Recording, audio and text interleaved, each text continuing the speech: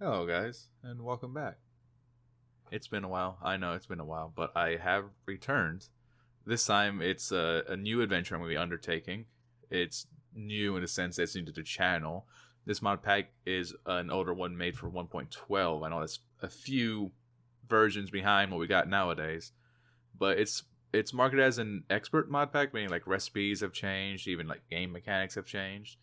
So it's gonna be more challenging to make stuff and gather up resources, and it's gonna be a lengthier experience.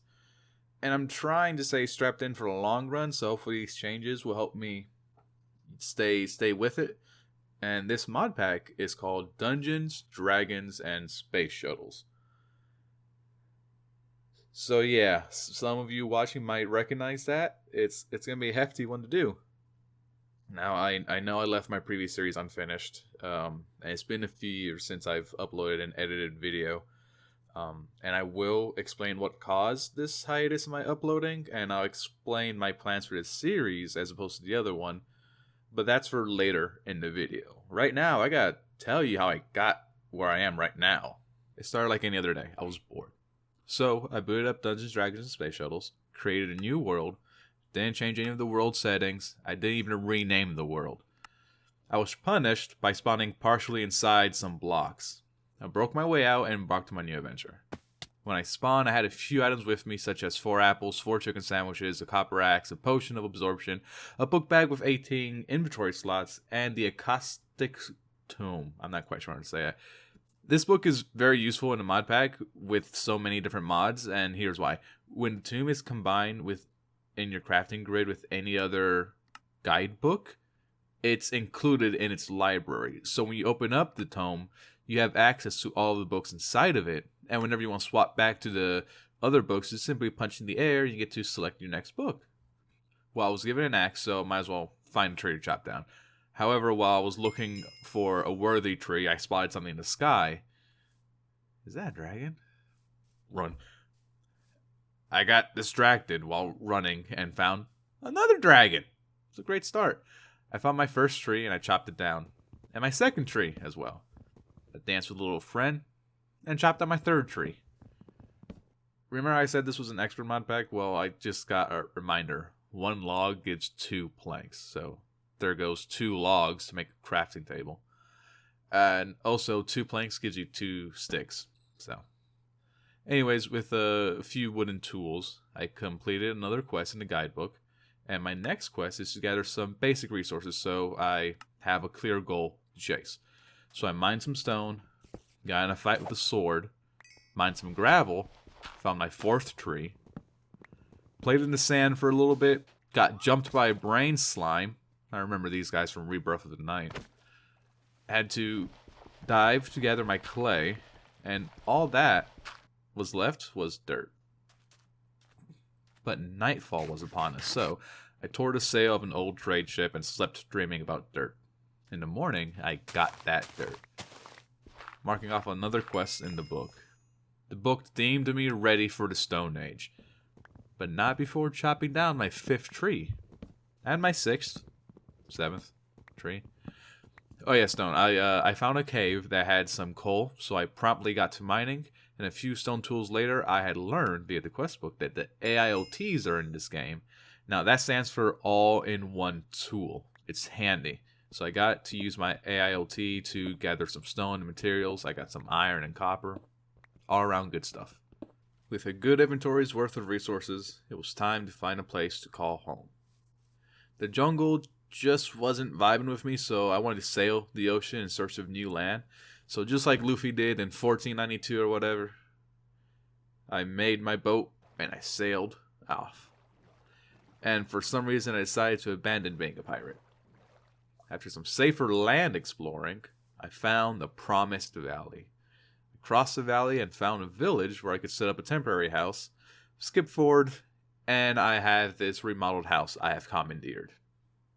So now that I have a shelter to protect me from the elements, I'll take the time to talk about this series and the channel as a whole.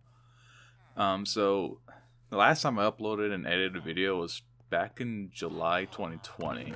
And since then, the channel continued to get views and subscribers. And heck, I even broke 100 subscribers while I was away from the channel, and that's crazy. And I'm getting close to 150, and I don't deserve the attention that I got while I was away. I neglected the channel and just left it by itself. And I just gotta say, like, thank you for all those who kept watching and subscribed and enjoying the content. And I'm very grateful for that. I really am. So the best I can do now is do right by you. So if you were vigilant, you might have noticed a few streams uploaded in the past weeks. Those were done on Twitch. My Twitch handles the same thing here, Civilized Potatoes. I'll leave a link in the description if you want to check out my Twitch channel. But those streams were kind of like my way of getting back into, content creation, getting back in the habit of it, because like I had to like relearn all the programs I had. Like even while editing this video, I had to relearn things that I used to know how to do. I just forgot. But yeah, just thank y'all for staying tuned. And I'm back, and I know again, I left Rebirth of the Night unfinished. Well, I guess I'll explain why. So when I first started that series, that was when my college closed down campus and we got sent to full digital courses. So I was at my house doing these videos. I was in my privacy being able to do these videos, and then eventually we had to go back onto campus, and then doing videos on campus when you have roommates that aren't interested in what you're doing kind of just makes you feel a bit awkward. And it's just like, I was like, I'll get back to it in the summer. When the summer comes around, I'll get back to the channel. And then that didn't happen. And the reason for that was that early on in 2021, my mother had passed away. And she was a big part of my life.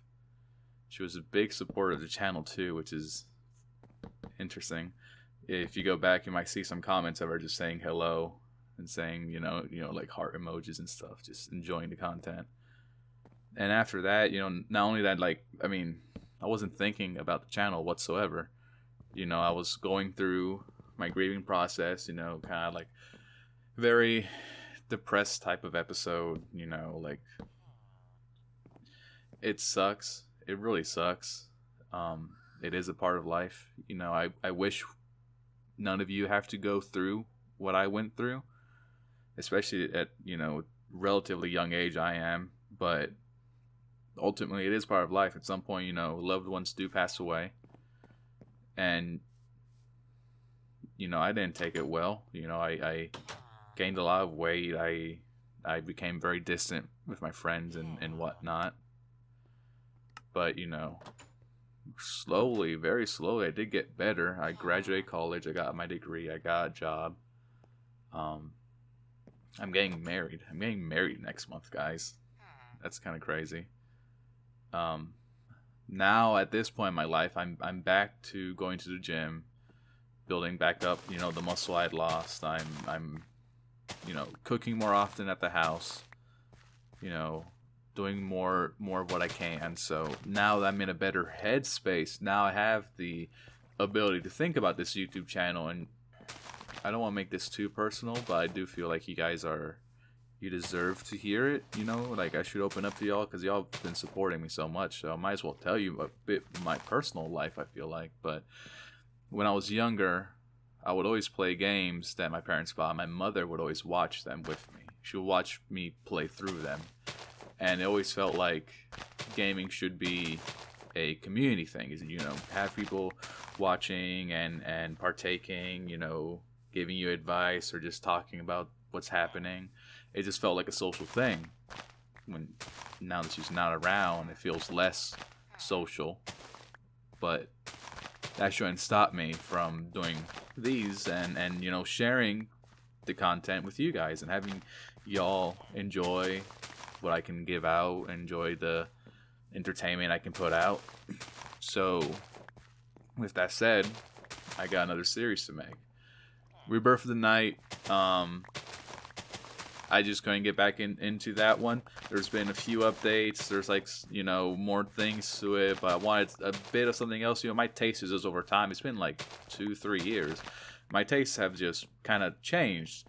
So this mod pack, Dungeons, Dragons, and Space Shuttles, it is an expert mod pack, like I said. So I'm hoping with it being a bit more complicated with recipes, maybe I can just find the motivation to grind through and get more stuff. Like just getting basic iron armor is going to take some time and commitment to get to. I can't rush through it, and that's kind of something I've experienced my own time playing, because I still played games while I wasn't making YouTube.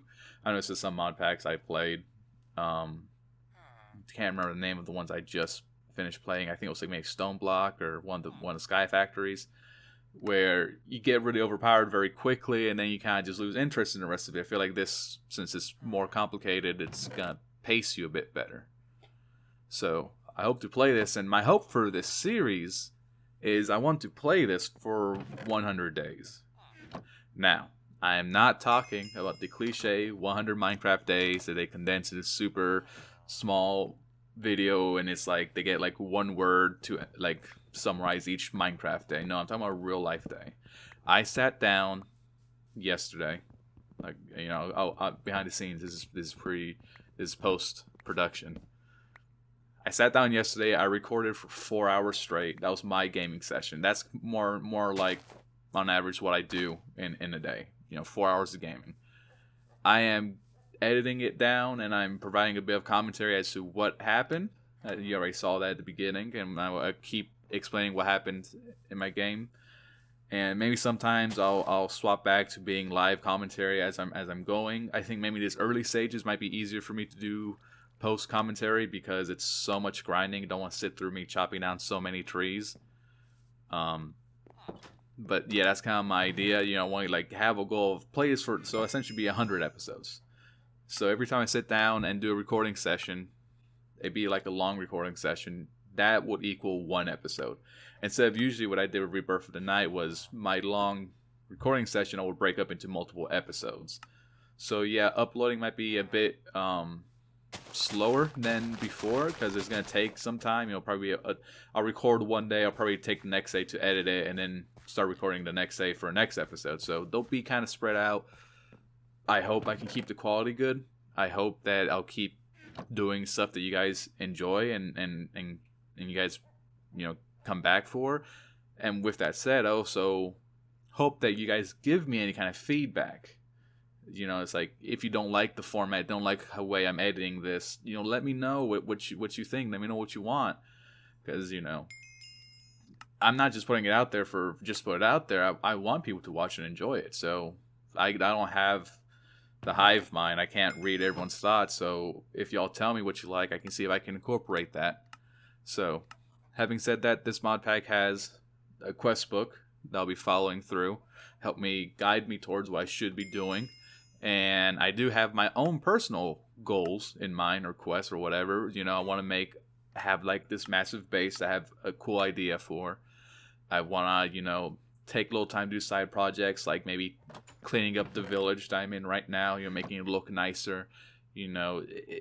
I want to use this mod pack not to rush to the end of it. I don't want to get to the very end and get all the overpowered stuff. I want to take my time with it, explore as much as I can within the pack, and just use it like a kitchen sink mod pack where I get to do everything, but there's extra layers on top of it. So that's my goal for this series, and I hope y'all stay tuned with me and watch it. Now, I've been talking for way too much on this topic, so with that said, I need to go gather up more wood for our stockpile.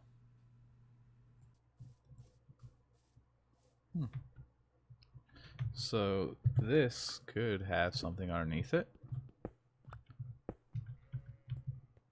If you look underneath the pillars, so we're gonna be the last one, huh? Aha. Ooh. Okay. Got some stuff.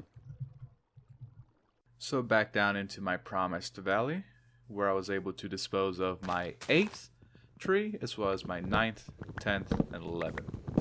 And I kind of lost count after that, but I had plenty of wood to take back home and add to my stockpile. Now that I got wood, it's time to go get stone and other types of resources I get from the cave, so it's time for a simple mining trip. I did find a ravine close by, and I tactically made my way down there. So while I'm mining down below, I want to take some time to talk about the mod pack and some of the changes that you'll see throughout the mod. So one of the biggest things is the crafting. So for instance, if we would go say, oh look, I have stone tools right here. Obviously the next thing we want to do is get an iron pickaxe. Well, you notice there's not a typical crafting recipe. Oh wait, here it is. It's under what's known as the blacksmith's workshop. It takes a lot more iron than it did before, even more sticks. It takes gas or liquid, or whatever you want to think about it. It takes an extra resource. And these tools, you can see it, -12 means -12 durability from these tools. And that's how you make your iron pickaxe. So typically you go wood, stone, iron. So this pack, instead of doing that, has allowed for us to make copper pickaxes, just like normal. So that would be the next phase after the Stone Age, would be the Copper Age. And then possibly the Stone Age. There might even be something else before that that I haven't figured out yet. And likewise, when we look at armor, copper armor, you have to make with copper plates. And I realize right now, early stages, I can only make this recipe, which is 2 copper per 1 plate. But later in the pack, as we progress, we'll have ways to convert a single ingot to a single plate. So we'll be saving resources later down the road. So that's how you make the copper helmets. The iron one, just like the pickaxe, is a lot more expensive now. It takes a lot more resources to make your iron equipment. And likewise, you imagine the same for diamond and higher level tiers of items. And even simple things like our bucket. I need a whole machine to make a bucket. Or if I want crafting a table, I need a few extra parts, just like before. So you can see there's the crafting system has definitely been changed. You can see by whatever this system is, and this is known as artisans work tables. Now this is a really interesting mod from what I can tell.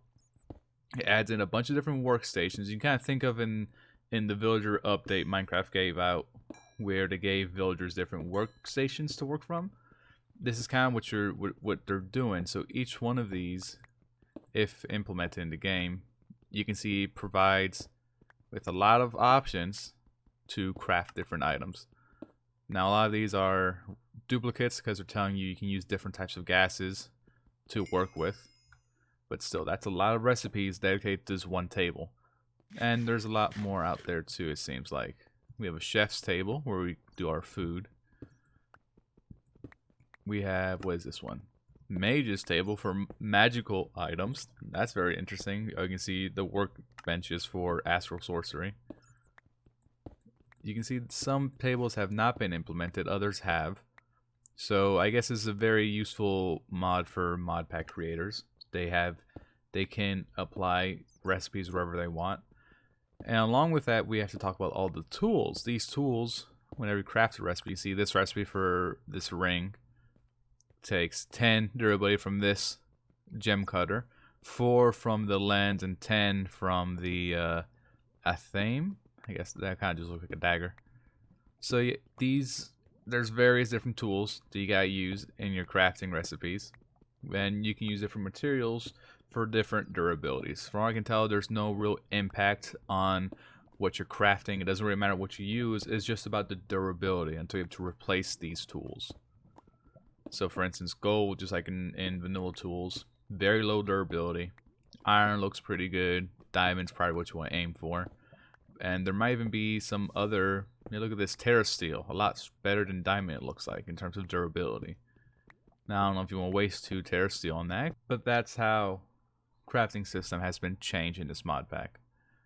But luckily, fear not, we do have the quest book to help us guide us through. So you can see down here the quests I've completed already.